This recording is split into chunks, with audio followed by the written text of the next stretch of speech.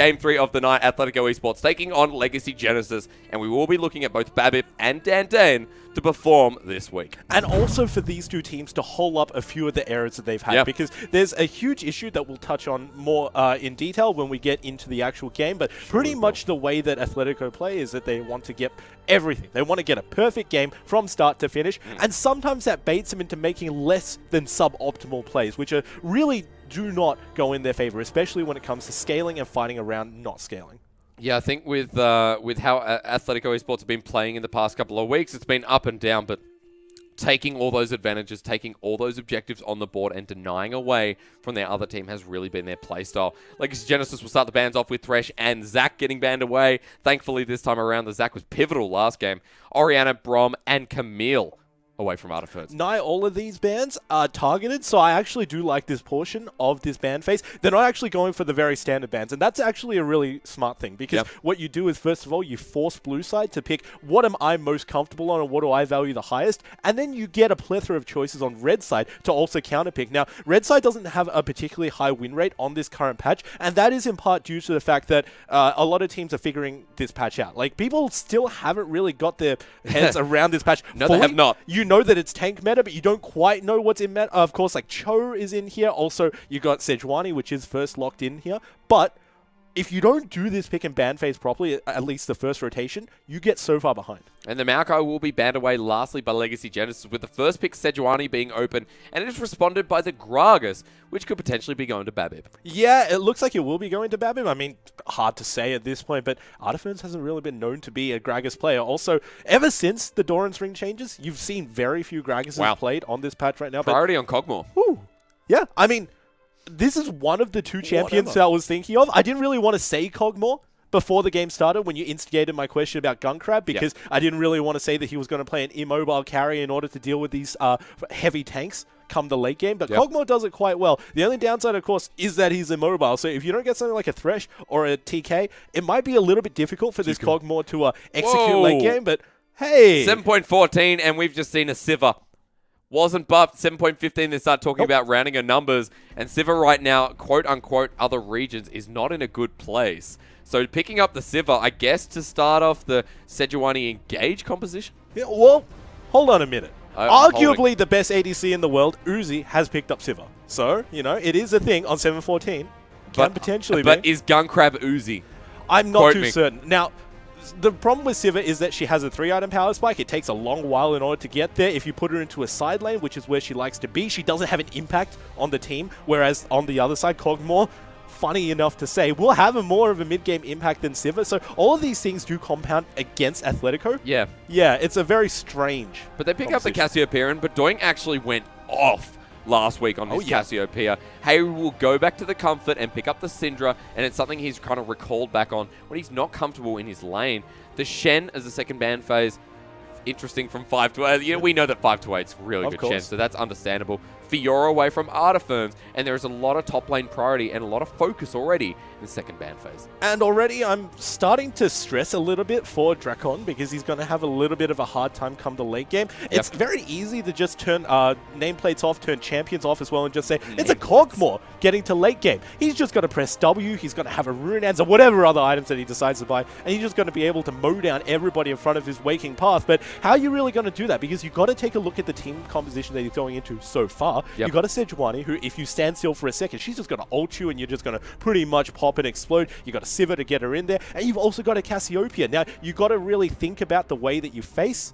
Do you face forward and use your auto attacks? Do you face backwards to dodge your ultimate? It's mind games to the max. But there is a lot of protection now as you put in the Janna, and that is probably going to be an Ardent Sense Janna on tilting. We saw the Jarvan, we saw the Jace banned away, and again, that top lane focus is so strong from both of these teams. But the Janna for the Cogmore, I mean, that is some layer added for Legacy Genesis. Yeah, this is a new pick. So I actually quite like the Janna in the current scenario, because, you know, a lot of these tanks like to engage, like to go in. Janna could just use her ultimate, disengage that, and... still strong. Yes! Sivir Blitzcrank. Sure. Beep, boop. Beep, boop. Better group. It's going to be a massive team composition. And the Kled locked in. Wow. Okay. This is like, okay, let's get a pick and then let's fight. Okay. So, within the context of this entire thing, I'm starting to stress out a little bit more for Drakon, because while you may say he's got a lot of protection coming in from the Janna, there's a Blitzcrank here. And when people dive onto Kog'Maw, yeah, Janna can disengage all of that and can push him back with the ultimate. But when Blitzcrank pulls Kog'Maw towards his team, there's very little that Janna can actually do in order to save him. But okay. So that is going to be a Gragas jungle. It's going to be Artiferns on the Trundle top, going Trundle against the Kled. That is a matchup we haven't really reviewed in the OCS. No, I mean, Trundle's going to be able to scale up harder, but it's not about the Trundle 1v1. I mean, Trundle's always going to be a split pusher. He's arguably the best 1v1 duelist in the entire game. But Kled, he doesn't want to do any of that. That's not his role. His role is to make sure that he can get into the middle of the enemy team, use his ultimate to charge people forward. Yep. It almost looks like a little bit of a wasted pick because what the utility that you get on a Kled ultimate, you already get in the Sivir ultimate as well, so it just looks like double up. But would the Sivir move speed stack with charge? Yeah, it would. So, but there is a movement speed cap, and I think you'll be reaching the very edge of it with both of these two ultimates. But you're going to be fast. Like, can you run faster than Kled with Sivir ultimate? Be like, run in front of them. You get so fast that you run in front of the Kled ult. I got no idea. I mean, I think that's a little bit wasted in that sense. But fun. Yeah, it's going to be a very interesting way for them to engage. And all in all, that Kled just provides so much of a gateway into the Kog'Maw. It's an exciting team composition from Athletico Esports who just want to come charging at you as we jump into Game 3 of OCS Week 6. Athletico Esports taking on Legacy Genesis as we jump in. And that is a Blitzcrank. That is a Kled. That is also a bad Sivir. What's happening? What's going on? There's Janna? I love 7.14. Where's Urgot? It almost looks like Athletico is severely out of meta, but no, they actually did pick this with a purpose. All of these champions, they do synergize with each other. It just looks like individual laning might be a little bit of a hassle. So when we take a look from top to bottom, of course, you got a Kled. Early game, he does shove in with the Trundle. Trundle scales better with time, of course. Yep. In the mid lane, but Doink and Hayri. But Doink's going to have a little bit of a hard time in the early game. I mean, this is the Cassiopeia who doesn't have an early game spike, bar the fact that she can, of course, go for the early cheese onto Hayri, but he didn't go for the Corrupting Potion. So unfortunately, none of that is available for Doink.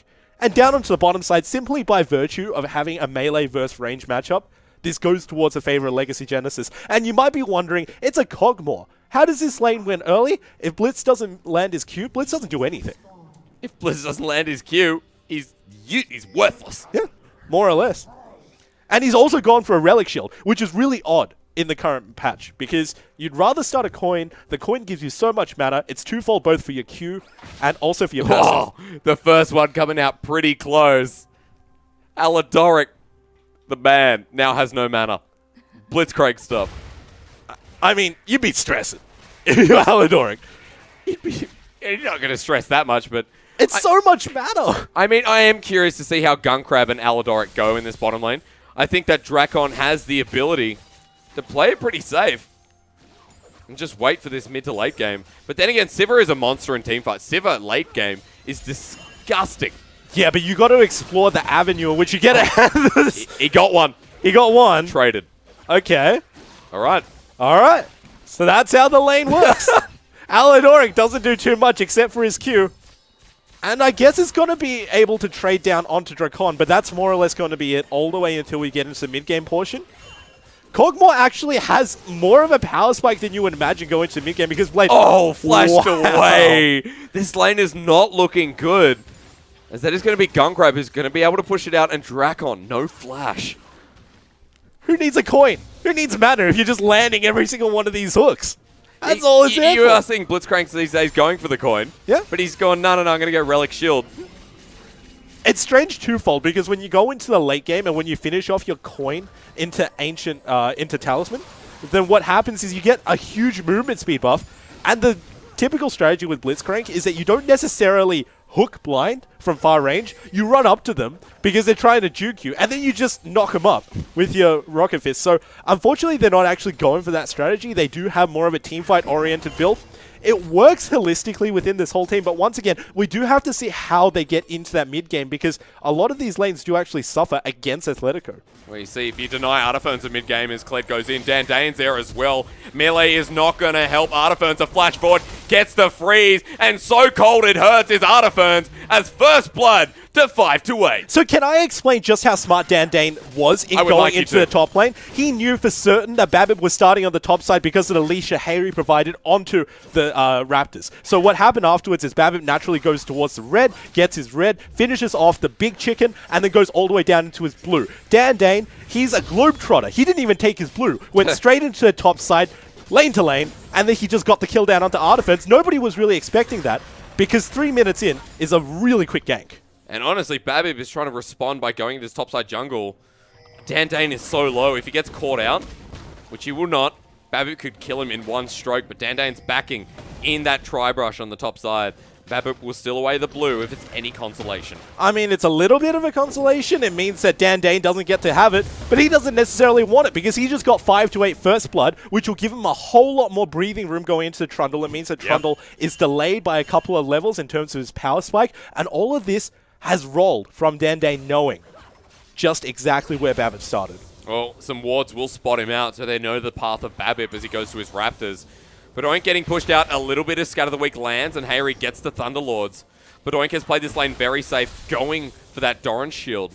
Something we don't normally see, but wants to scale up, wants to have a week exactly like the last one. And Athletico Esports have been relying on Bedoink this split, like a lot of the splits Bedoink has played. Yeah, and this is just one of those typical late-game carries that he magically manages to make work into the late game without suffering too much in the early. Yep. So that's one of Bedoink's strengths that he brings towards any team. Unfortunately, that misses, but let's go back to the wards that Babip has actually dropped onto the topside jungle. Because when we talk about wards, we don't just say, okay, this guy put down a lot of wards. He's a really good warder. No, we talk about ward efficiency. We're talking about just how much information these wards convey towards your side. As Alidoric goes, and he gets it. He finds it again. Tilting gets knocked up into the air. Boomerang Blade to get the trade, but Tilting slows down Alidoric, and he has no tools. That is a massive trade back. Both supports very low. Difference is that Gunkrab also no mana. Yep. All right, so going back to my original point of the wards, it's not enough that you just put down wards in the enemy jungle and track out where they go. But that ward was particularly ineffective by Babip, because what happens is you know that the entire topside jungle of Dane was cleared out by Dane, and you also took his blue, so everything else is taken on that side. That ward conveys absolutely no information to you, because what it means is that Dane's going down to the bottom side. Why is he going there? Because that's the only side with camps. He's not going for a return gank onto the top side, so you have that little bit of knowledge, but it's honestly something that's extremely fringe, and once again, you just have to go back to the point that yeah, you can look at the end result and say, wow, Babip dropped a lot of wards this game, but they weren't effective. Babip knowing exactly where Dane's going, yes, it is important, but if it doesn't convey any information, like you said, it's not going to do much, and they wouldn't have seen this coming as Babip will take the Scuttle Crab, gets the speed, frozen down, and ice cold as Dane walks away. Artiferns is level 6 now, so that Subjugate available, but 5-8, he's not going to be that tanky. Drakon still getting better trades down in the bottom lane. We do have some drafting questions for Athletico Esports, but in theory, this should be a very speedy composition that can force engages. 5-8 will lose Skull in a second. Oh, here we go. Babip's up in the top lane. Going to go for the body rob. Hayri's roamed up as well. Subjugate already used. He's trying to get back onto Skull, but to no avail as Legacy will chase this one up. One auto attack, and Hayri will get his first kill. All right, so we were talking about the advantage that 5-8 got in the early game, but right now, the triple man dive onto the top side defangs him. Make sure that's Kled and Skull, not too much of an issue. Oh, he finds a hook. Yeah, beat boop. You can't group unless you're on top. Gunkrab has no mana. Is getting traded back and forth. Drakon has no mana himself. The heal to come through. Alidoric is in so much trouble. But Doink mid lane is in so much trouble. Legacy Genesis across the map. He goes back in, tries to ground Hayri. That doesn't work. Bottom lane survives, but Legacy Genesis in all lanes look to be ahead. Here we go. Skull comes in, charges onto Tilting, forces the flash. They now look for Drakon as Gunkrab with the Boomerang Blade. An auto attack. No. Gunkrab is so low. He gets off a Skull, and Athletico Esports get nothing. Oh, that was a heartbreaker. That was the one chance for Athletico to actually come back into this game. One auto onto Tilting, a couple onto Drakon. Unfortunately, he doesn't get either, so he doesn't get to pick anything off on the backside. But this game is going exactly towards where Legacy Genesis have actually drafted, which is the early game. Hayri, of course, has a natural lead. He's actually 2-0 right now. That's going to be massive for him. Now, this is his chance to step up onto the plate because we've seen him get a lead before and flop massively going into the mid and late game. Now, if he can get even more of one on Syndra, somebody who scales massively, especially spiky on her first and second item, hopefully he should be able to do more. Athletico Esports, not the start they would have wanted after that first blood. Now converging around this mid lane, Dandayan lies in wait with the Glacial Prison. Here comes Blitz. Here he comes, Alador. He finds the ultimate, finds a stun, grounder down. There's going to be an easy kill, and they give it over to Badoink.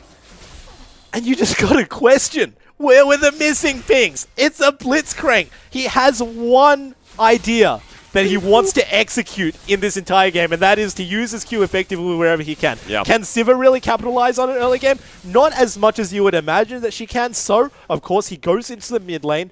Missing pings don't really come out from the bottom side, and Dandane on top with the ultimate that locked him up, that gave Aladoric a free ride all the way into that Q at the very final moment, picks up the kill. And the ward only just having expired, I think Babip spots it out. He's going to be near this blue buff. Hook. Line. There's another ward there, but smited away, and Dandayan picks it up. Athletico Esports get out as well. And encroaching in on this jungle, very important. Legacy Genesis are still ahead by 500 gold, however. And this early game has been very topsy-turvy. I think you can say that Legacy Genesis are not kind of found their way out. Drakon. This is crazy. Well, yeah, the silence comes through as well. Drakon, one more auto attack is all that's needed. The tilting ultimate. Aladoric, no mana to follow through. The kill pressure from this lane, you'd think it'd be huge, but it's just not. Well, there's no kills that have happened in this lane as a natural 2v2 just yet, but what has happened are massive trades over on the side of Legacy Genesis, and they've got to be reeling from it, because every single time a Q hits, and I'm pretty sure bar one, every single one has hit from Aladoric so far, there's a summoner that's burnt, or there's an ultimate that's burned. They're going to spot Hayri moving up into the top lane. Babip's there. Dandayan slowly losing his blue buff away. I don't think Hayri can get this. It has to be a smite war. No, okay. Okay, no. Into the river. He gets it in the end. Hayri picks up blue buff, and it's just traded back and forth between these teams. It's kind of like what we saw in Game 1 today. Whereas we saw Sin Academy and Abyss Academy just trading back and forth on objectives, leaving it to one big play. Whoa, whoa, whoa. Those were extremely clean. Okay. This one's dirty. This one's quick. This one's dirty. Yum. You're bringing Hayri. You're bringing Artiferns as well. So all of these are extremely forced rather than smart because you've got vision advantage on the enemy jungler. But nonetheless, you get to steal away that blue anyway, which is a massive buff to Hayri. Huge. Hayri needs all the help he can get. He's 2-1. Had a much better week last week.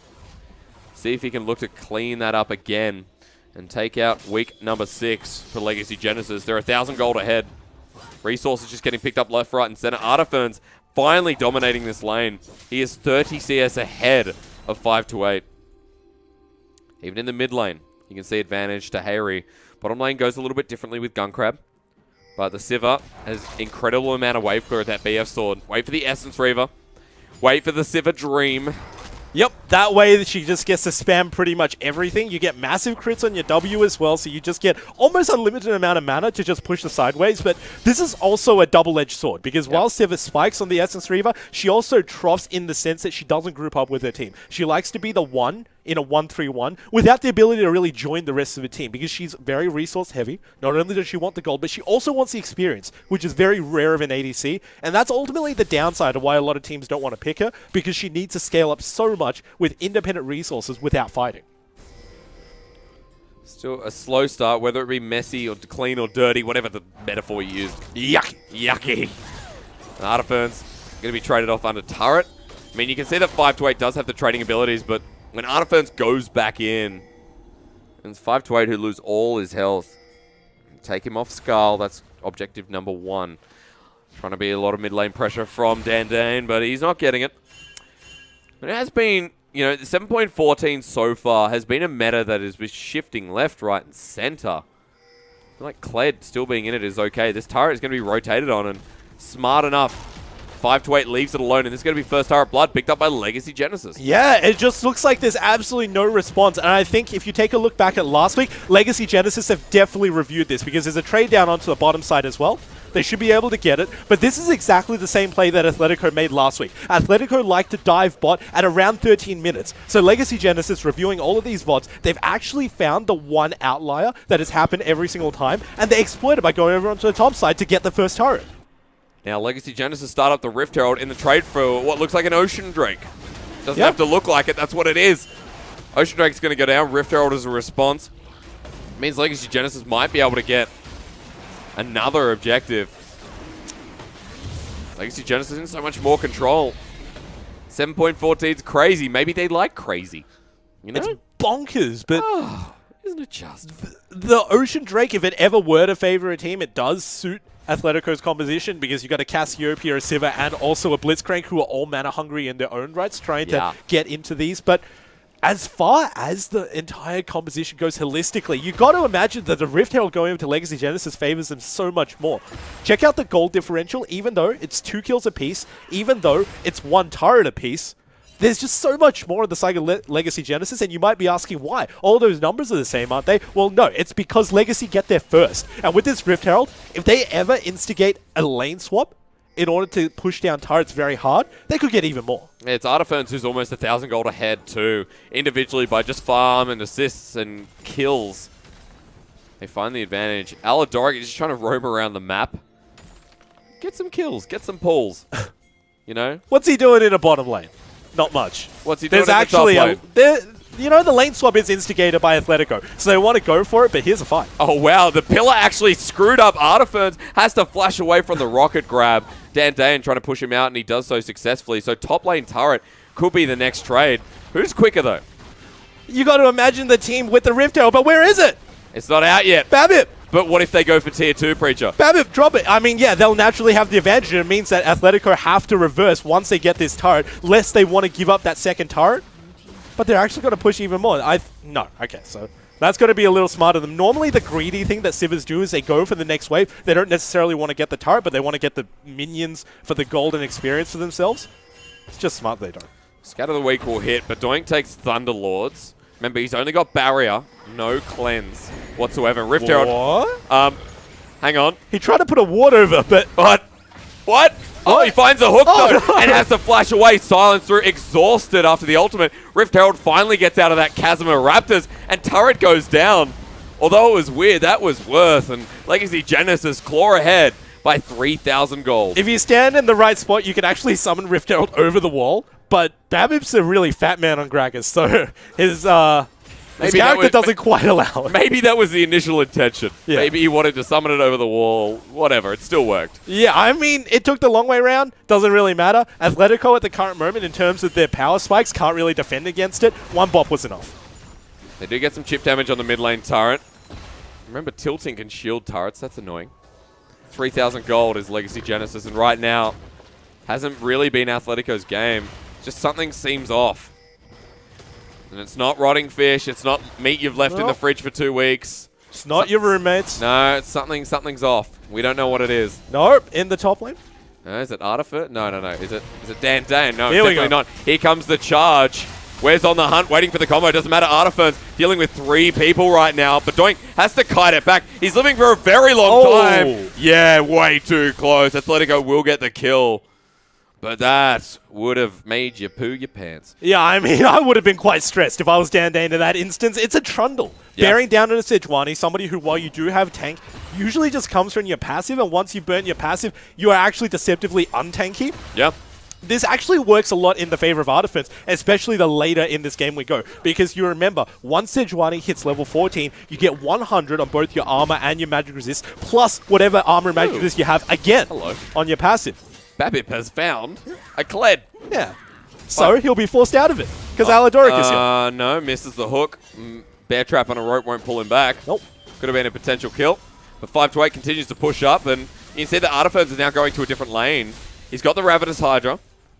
He hasn't gone for the Titanic, gone for the Ravenous. 18 minutes in this game.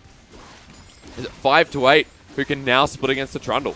And he's just biding his time realistically. There's not a lot, but Alidoric. Close. No cigar. All right, so going back on topic. Artifence, he's just biding his time. He's not waiting for any of his spikes in particular because he's already reached it in his Ravenous Hydra. What he's waiting for is for Dan Dane to hit level 14. Because like I was talking about before, 100 armor, 100 magic resist, double exactly what you have again in his passive, and it lasts for 3 seconds before it falls down. Once he initially takes damage, what do you do is Trumbull, ult him, and you permanently get those stats onto your ultimate for another team fight. That's massive. That's bonkers. But you're definitely not going to be ulting 5 to 8. Because although he will build Bruiser, there's absolutely 0 point. You want to ult Dan Dane every single time. Take away those stats. Dan Dane suddenly becomes squishy. You saw what happened before. Here's another great example. The hook pulls him back, but there's the stun. Charge to come through. So if Artiferns runs the wrong way, which he does, he's going to get zoned off. Ulti down. Here comes 5 to 8. He'll pick up the kill, but a lot of resources were used. And once again, this is just the expertise of Athletico to really know where Artiferns is going. You got to check out the entire map. And while there are no wards, they're doing deductive work because they're saying he was last seen in the bottom lane. There's no real other place for him to go. Legacy Genesis is instigating a 1-3-1. What do Trundles do when they need a lot of resources desperately? They go into the jungle to take their camps. So, Dan Dane checks the jungle because you can as a Sejuani with your passive up. And he finds him and just kills him. Artifern's 3rd time he's been caught out, and it's Legacy Genesis right now who's suffering because of it. 2,000 gold it's been shrunk down to. Baron up in 25 seconds, and 10 seconds for that next dragon. If you look at Athletico's team composition, I mean, you are dealing with a late game Cogmore. Yes. You got Syndra, you got so many other points. Babip goes in, explosive cast, but Doink actually might be in a bit of trouble. Flashes away, scatter the weak. Petrifying Gaze too late. Yeah, it was too little too late, and Legacy Genesis, they get a return onto the top side of the map. So all in all, it's like both of these two solo laners unfortunately don't know when to back off in these instances, but Doink's one is a little bit more allowed because that instance was pretty much when Babip was coming in from the side. He didn't really have a whole lot of vision to go his way, which is a little bit odd. Usually Bedoink does get defensive vision. He doesn't go for the offensive ones. He doesn't go for the deep wards or even the shallow ones into the enemy jungle.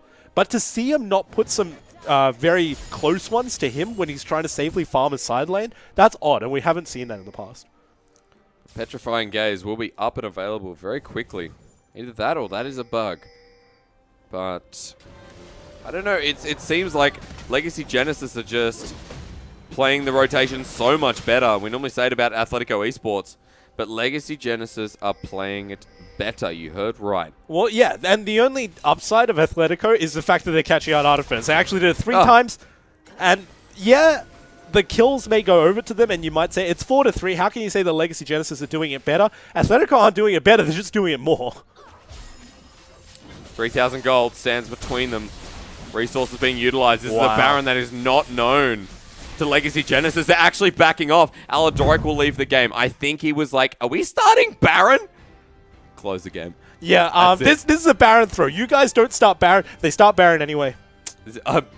I'm done. Alt F4, but it will be the Baron start. This is a big move for Athletico Esports. And Alidoric, yeah, he's going to be back in the game soon. Don't worry.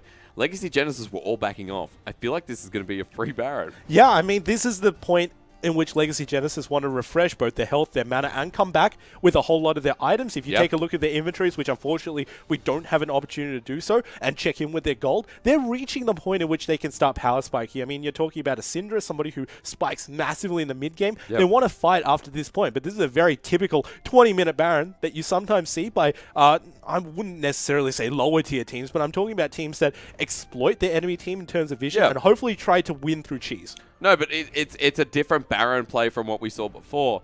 For what we saw from Sin Academy when they tried to do that silent Baron was, there was a bit of lingering from from who they're versing, Bis Academy around that mid lane. But this time, Legacy Genesis, they've fallen back. They're just going to back off. And this sneak, this cheese, as you call it, could just become a reality. We'll shortly be jumping into a game. We have just had some technical issues with our boy Alidoric. Not us, him. We'll be back shortly, of course. It's never us. No. We're beautiful. It's not us. Why would it be us? What are you asking yourself if it's us? No, I'm trying to explain the game to you. My brain's on 100% I'm not talking to you. of the time. I'm talking to you. Yeah, exactly. Talking to you. We will shortly be back in game number 3. We'll heat up. It's been a slower pace, but messier pace. And Legacy Genesis going ahead against Athletico Esports when Legacy Genesis is sitting in the 5th, 6th seed at the moment. It's not that great. Legacy Genesis, they're backing off.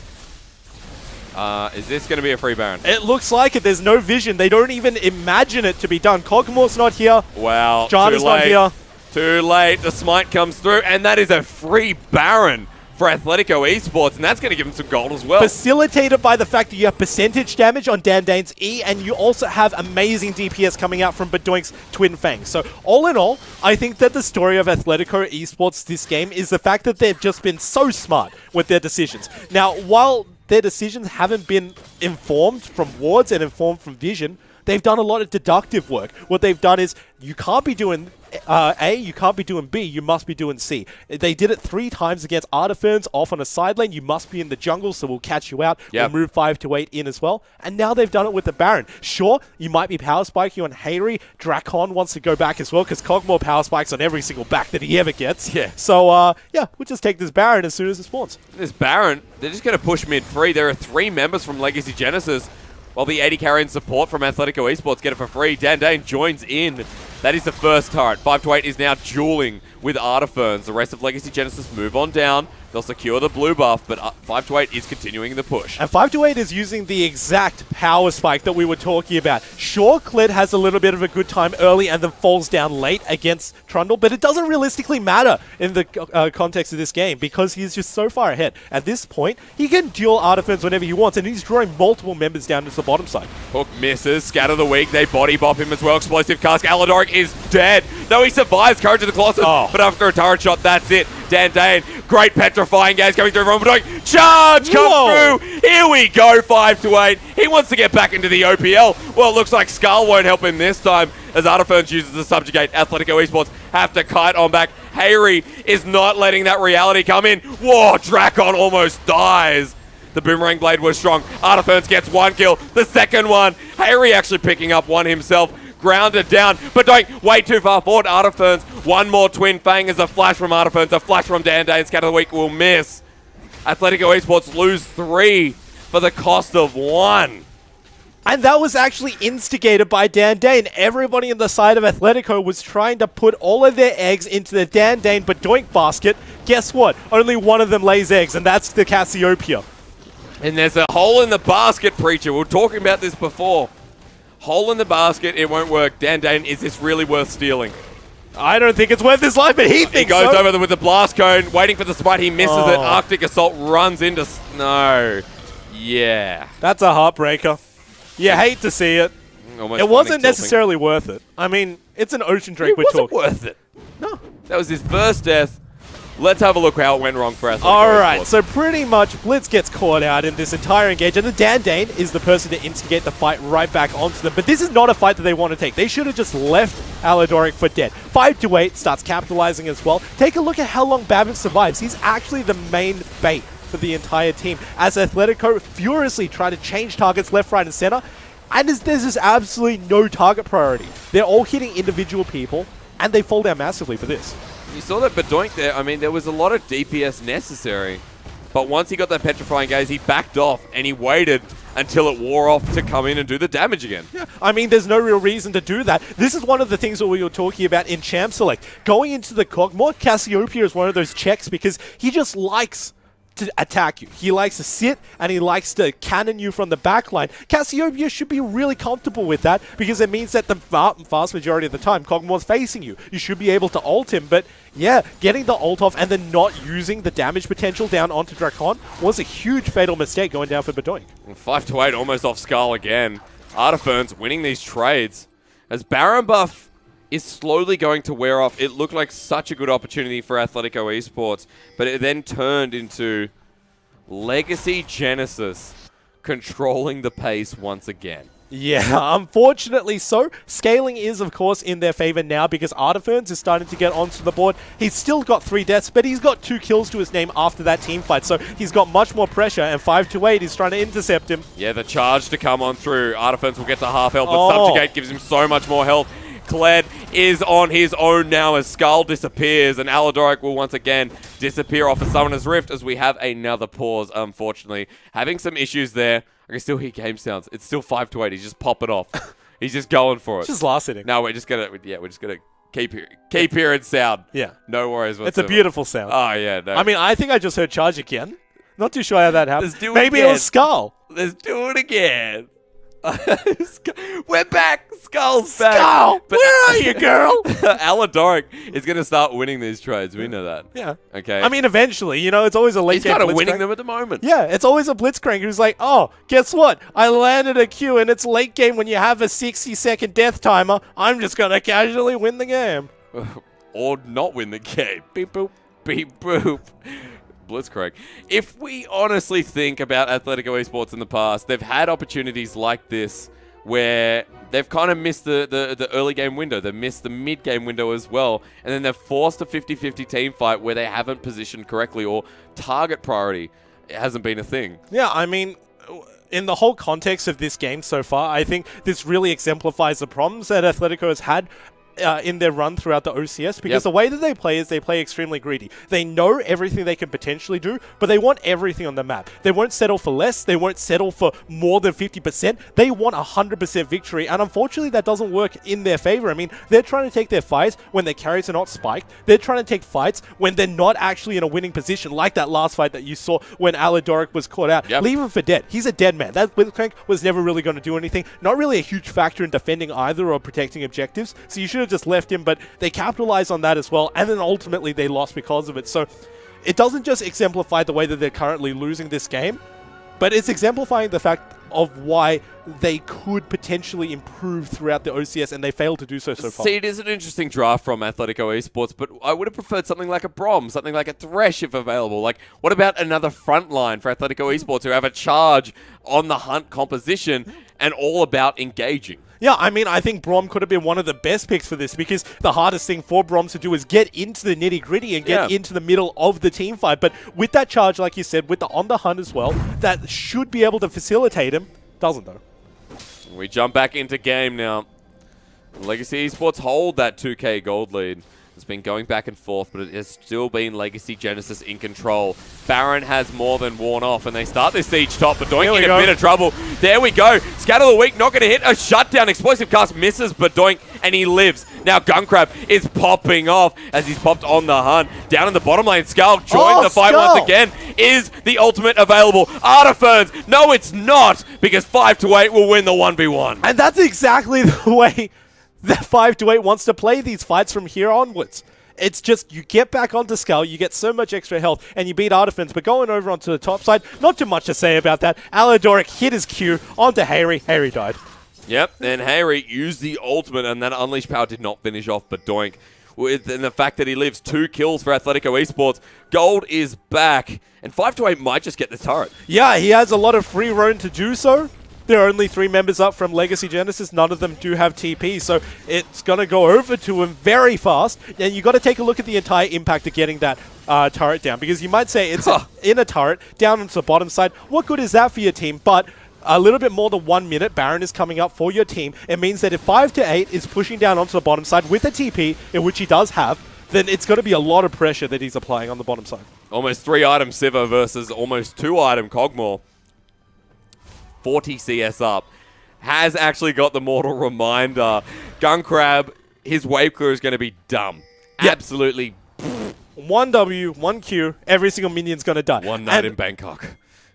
We don't talk about that here. We talk about one night. We haven't been, Preacher. Not yet. Anyway. Well.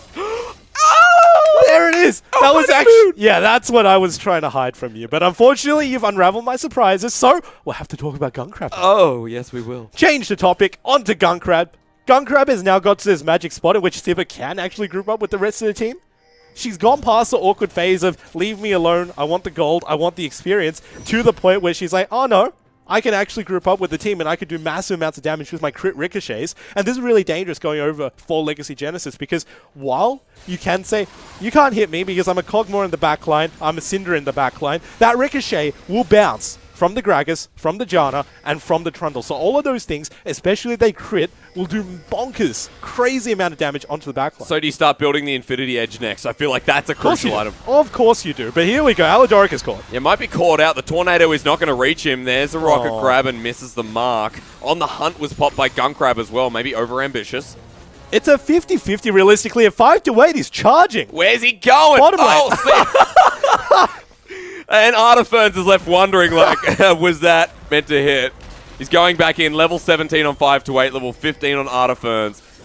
Subjugate still available, charge wasted, but teleport is available for both these top laners, and Legacy Genesis, they can't pull the trigger on anything. Well, thank you, Artiferns, for showing us how to do the do-si-do. Just step to the side and 5-8 misses you completely. So that ultimate's not actually going to be available for the next team fight. Baron is live at the current moment, and that could be really punishing for 5-8. No on the hunt, no charge. This could be deadly for Athletico. 5-8 still pushing up. Actually going to find the engages. There's a rocket grab onto Babip. Do you want him, however? Petrifying Gaze is available. Explosive Cast has been used. Dandane tries to get the Righteous Glory. Gets the ultimate, but he dies. Hayri picks him up. And Legacy Genesis, they get pulled in, but they find the kill. 5-8 has to be careful now as we go to the top lane. Where is Skull? Oh, there you are, girl. As we see the flash forward from Gunkrab, we go back to the action. And Drakon is finding his spike, but Artiferns in a bit of trouble. Bear trap on a rope. Trundle's a troll, but it's good enough. And Legacy Genesis lose their top laner. They have to get back. The inhibitor could be open. Yeah, but Legacy Genesis can't because as soon as they try to back, Athletico is just going to play interference duty. They're going to stop all of these backs, or they're actually going to capitalize on it and go towards the Baron. There is a TP on 5-8 as well. Hayri's there. 5-8 will not find the inhibitor. Scatter the Weak misses as he dives out of there. Yeah, 5-8 lives. And this Kled is now so influential as he will go back and probably get his fourth item. He's not even going back. No, I mean, he's watching for the TP advantage. They're baiting Baron at the current moment. There's a severe lack of vision, although there is one ward that's now been taken out. And Athletico finally back off because of that one ward. If that ward didn't exist over there, they could have easily gone for the Baron. Drakon is doing Cogmore things now, though. Of course he only has 2 items, but he's doing Cogmore things. That's all he needs. It's already Power Spike, baby. Next one's probably going to be a Ginzu's Rage Blade, another Power Spike. Infernal Drake could be another Power Spike to add to the list as Legacy Genesis start this one up and will pretty much successfully take it. Looks like there's no priority by Dandane. An Infernal Drake taken by Legacy Genesis to add to the Ocean, so they're starting to build their win condition. Yeah, and it's a very slow and methodical game played by Legacy Genesis, extremely smart because this Baron is coming up. And Alidoric, he is the two-sided sword. So it either could damage the enemy or it could damage you. Let's see which side it comes down to. Don't get Babip. That's not going to work. It's not necessarily don't get Babip. It's also don't get caught and don't miss your Q. Because there are a lot of moving parts of Blitzcrank, despite the fact that it's all about its Q. If he misses, or if he gets a tank, all of those things are deadly for him because he just gets caught out, you know. He becomes sort of that turtle on a post. Nobody knows how he got up there. Yep. He doesn't know how to get down. He's really confused. He just wants to get home. Oh, man. It's like the possum on the sign. Yeah. Is that what it is? Yeah. I don't know. But 5-8 is going to find Artiferns once again. There are 3 levels between these two. Subjugate has been used. 5-8, very smart gameplay. He kites on back. Skull is getting lower and lower, but he runs away. Subjugate down. When does 5-8 go back in? Well, you got to watch for this, though, because the real trigger is on this side. When Athletico is playing. Tilting has been pulled in. See you later, Janna, as Gunkrab just takes him down methodically. 1 pick, and 5-8 in the top lane will continue on, but Hayri's here now. Charge has been used. Does a bit of damage. Artiferns off a Skull. He still gets the kill. Where's Skull? Where are you, girl? 5-8 is so late. One more auto. Oh my god, that was so close. Shut down. Yes, Baron has begun. Drakon bursting Alidoric down on the edge of the pit. The 50-50 play. It's Babip, the explosive cast. He now goes in the body slam. Does he take it away? Who gets it? Is it Babip? Smite the damn Baron. Miss smite. Athletico Esports. Secure it. Yeah, I mean, as soon as Babip jumped in, everybody on Athletico just stopped hitting the Baron. That just gave him a free ride to get Babip. And soon Babip got desperate, smited it a bit too early, and then Dandane just finished it off. So very smart on Athletico to completely put the brakes on as soon as Babip jumped in. But yeah, that was just really small things on every side of the map that allowed him to do that. I think the smallest possible thing that allowed for the big Baron to be taken by Athletico was the 1v1 by 5-8 on the bottom side against Artiferns, because once he got a Biddle, his team got a bit more. I know, the Biddle was there. Chad is still watching with his heart content. Athletico Esports are more content right now as they pick up their second Baron. 2,000 gold. It is hanging by a thread as Legacy Genesis look to retain control of this game. But Athletico are finding the better engage. It's just... I don't know what to call them. Smart or dangerously smart. It's dangerous. I mean, I wouldn't necessarily go with smart. I don't want to say that they're stupid by any means, but dangerous. They're hanging on Aladoric here. And for that last little bit, getting tilting out, making sure that they have a lot of priority on the Baron, that was Aladoric. With the Q, landing it onto tilting. This guy is smart on Blitzcrank, and he manages to provide the hooks when they actually matter in this game. So the real question is, can he keep it up? Because if he can, then Athletico's looking really strong going into this bit with the Baron push. But Athletico have so many different conditions across the board. Gunkrab now has his Infinity Edge. Curious to see if his last item goes for the QSS or maybe just go for the Bloodthirster. Athletico Esports have got Aladoric. He finds another pull. That's going to be right. Babib. They're going to find a bit of damage on him. Explosive cast to bring Badoink back in. Petrifying Gaze hits 2 members. Nice. Drakon is free, hitting in the back line though. And Badoink has to get sent out. Harry's already picked up one. Badoink is going to be next. And Athletico Esports are desperately losing this fight. Gunkrab has no life still. 5-8 will pick up the inhibitor, but 3 members go down. Athletico Esports did not win that fight by any means. Yeah, but the only reprieve is, of course, the inhibitor, which they will now get smugly for themselves. I think the whole downside of Athletico in that last fight was the fact that Gunkrab was put in an awkward situation. He had a lot of free reign to actually do quite a bit of damage on the Legacy Genesis, especially with the 4-item power spike that you were talking about, but he didn't auto. There were barely any autos that were coming out of Gunkrab. If we do get a replay, that's not going to do much. Found Hayri, and this could be trouble for Aladoric. Charge to come through. Ambitious 5-8. Where are you going? Out of the base, away from the turret. But this might mean inhibitor open with that charge. Could have at least pushed them out. Of course it is. 5-8. He can't flank this just yet. There's 4 members, and Drakon is huge. Inhibitor goes down, and this is horrible for Athletico Esports. Yes, it is a trade of inhibitors, but Legacy Genesis shouldn't be trading at all. No, they definitely shouldn't, but they got the best of a bad situation. They managed to get down the mid.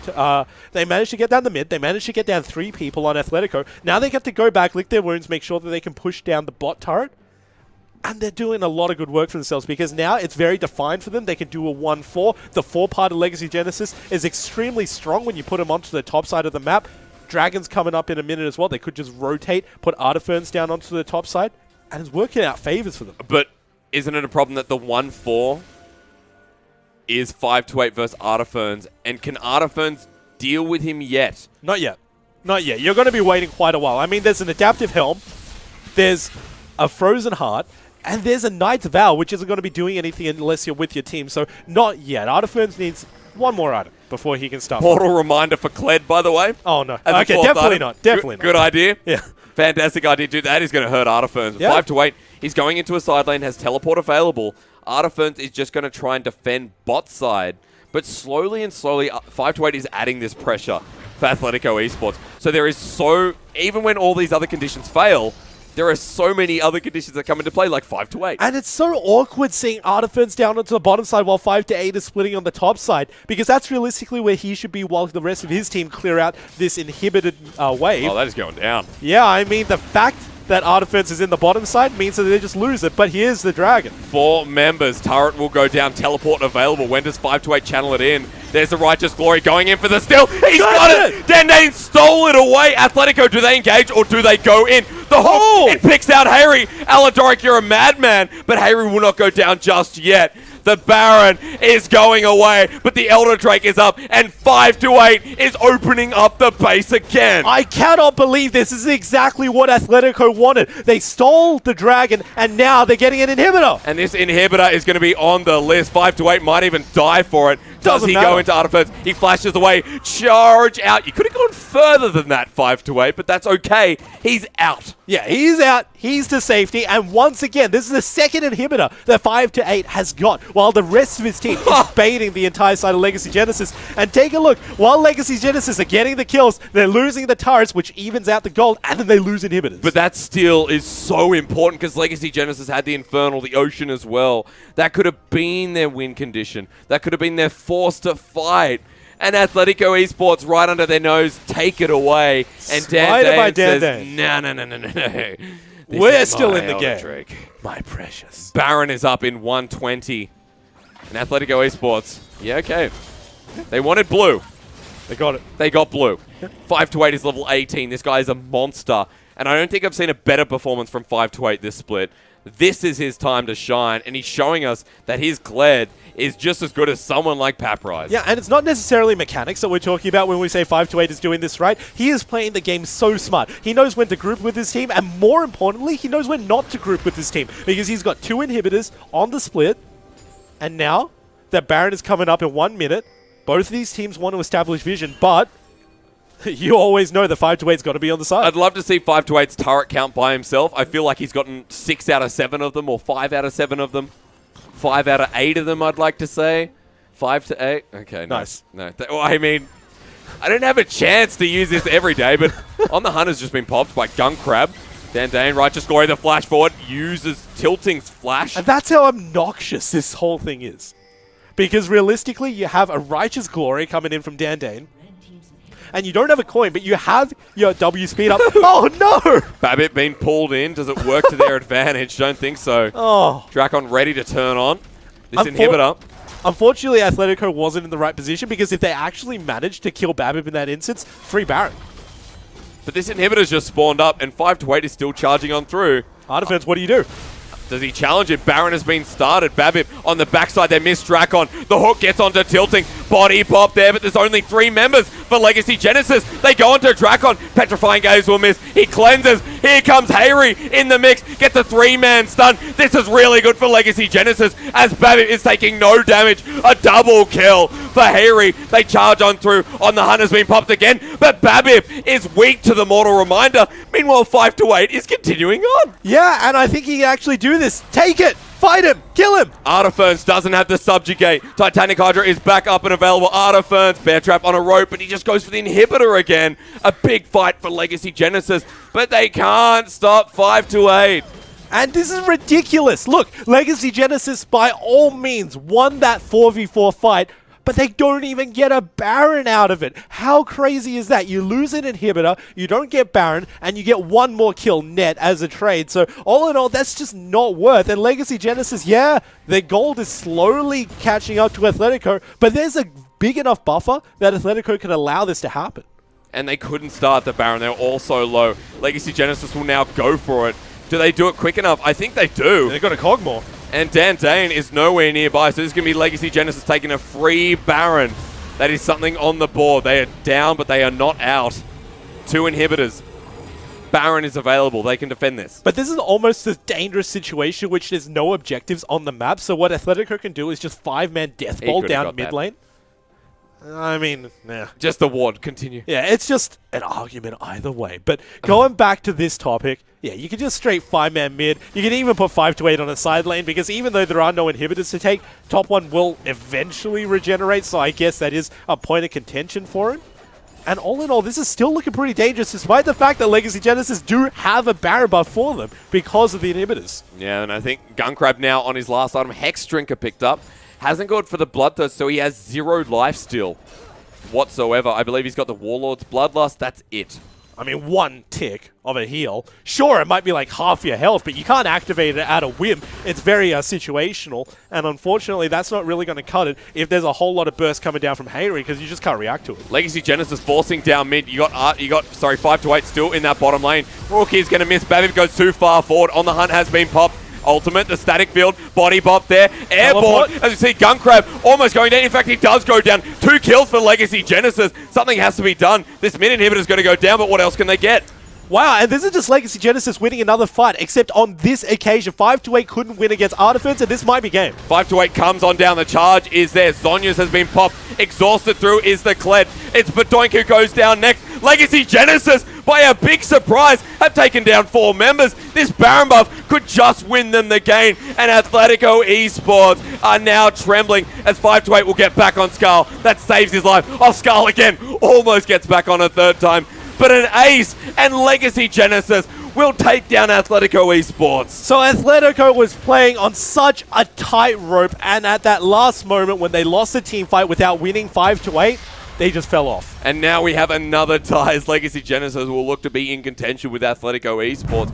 What a game, Mendrix. Welcome to the upsets. That was an absolute tug of war going back and forth between those teams there. It really felt like the ticking time bombs, which was going to be that Trundle and also going to be the Kog'Maw Drakon. Absolutely crazy. He played an impeccable game. Yeah. It felt like 5-8 was starring in the Hurt Locker. That man was trying to defuse the bombs for as long as he could. Oh, that movie. And in the end, it's not enough.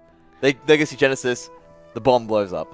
Well, I mean, that's really, to put it bluntly, 5-8 played a fantastic game, taking down 4 inhibitors, so many turrets. It was an absolute cluster of a game, but Legacy Genesis just found the better team fight and they grouped. It really come down to the fact that, yes, 5-8 was doing great with that split push. Yes, he was doing well. But the thing is that Kog'Maw was coming online. And you can see it slowly pushing forward every single time through. You look at the draft that Athletico had. They were absolutely all in. Yeah. It's all or nothing with these guys. Siva goes in, you miss the hook on Blitz, everything, you get the wrong member. You saw it happen in that mid game when it felt like the advantages were going to go the way of Legacy Genesis, where they get the Baron. Everything's going well for Athletico. They go in towards the mid lane, they go all in on that particular fight, and all of a sudden, what? Legacy Genesis win? That extends it a little bit further, makes the time bombs tick a little bit longer. Yep. And in the end, they weren't able to all in their way to victory. It wasn't enough. Yeah, but you take a look at the way that they actually played this game. Athletico got such a huge lead in the early to mid games to the point where they were almost willing to trade these lost team fights for 5-8 winning on the side. And every single time 5-8 won on the side, he either got a turret or he got much more. He got a turret and then he got an inhibitor as well. So with both of these two inhibitors down, you got to question, what was the point of that last 4v4 team fight when you know time and time again your 4v4 is going to lose? Well, the big thing that happens every time you manage to take an inhibitor, if you don't do something with it, you're giving 2,000 gold to that team. True. Every single time it takes it out, that's 2,000 gold. It's probably going to be going straight into the pockets of a Trundle, who you know is also a ticking time bomb. Eventually, it's going to get to the point where, yes, 5-8 was playing well, but Trundle will eventually beat him out. It's just the matter of how Trundle works. He steals your stats. He will get good sustain back. He'll get himself to his own 6 items. He'll get his own 6-item power spike, and then he'll be able to deal with him. Yeah, I totally agree. I just reckon that it never should have been point. a straight 5v4 at the very end there. I mean, you've been playing 4v4 all this time. You know that you're going to lose. Now that you've got no objectives on either of the side lanes, it almost seems like a no-brainer to start 100%. grouping up at that point. 100%. But end of the day, it's another upset where we weren't really expecting Legacy Genesis to take it to Athletico Esports, who we thought came back online, but they take a loss and things get closer. However, for our last game coming up on OCS Week 6, we've got Team Noxide taking on Lynx, our last 2 games of the week, or teams, sorry, I should say. So join us again in 5 minutes, and we'll start you off.